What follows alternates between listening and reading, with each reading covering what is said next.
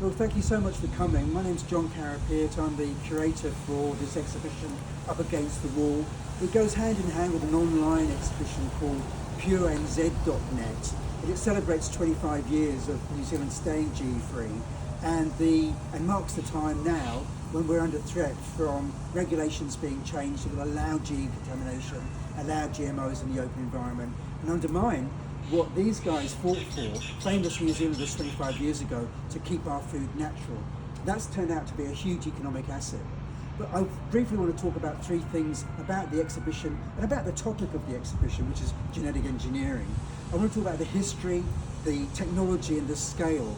Let me start with the scale. These pictures were once huge billboards and today they're on a small wall. But between that, they entered the lost history of New Zealand because essentially no one knew who took these photographs, no one knew where the negatives were, and no one knew how to get them back.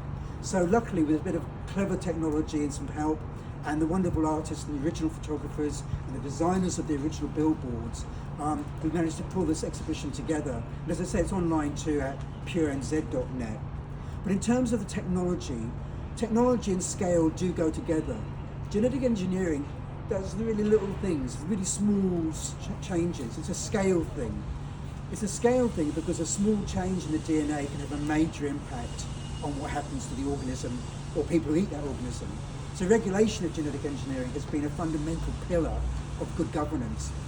Those pillars, that regulation is absolutely under threat in New Zealand. So today, there's the Gene Technology Bill, the Hazardous Substances in New Organisms Amendment Bill, and industry. People like Monsanto and local players pushing to take away our right to choose, to regulate GMOs, to know it's GE, and to keep our food and our export success going. So in terms of scale, they may be small today, they were huge 25 years ago, but we must never forget that they're talking about a big global issue, as big as life itself. We've got to protect nature, we've got to protect our economy, we've got to protect the right to choose, because it's the consumer who's saying they don't want GMOs forced on them. So keep New Zealand GE-free and maintain our economic asset. So a big ups and thank you to these famous people like Sam Neill, Robin Malcolm, Sir Dave Dobbin and many, many others who kept New Zealand GE-free and have created an economic asset worth billions of dollars every year. Thank you.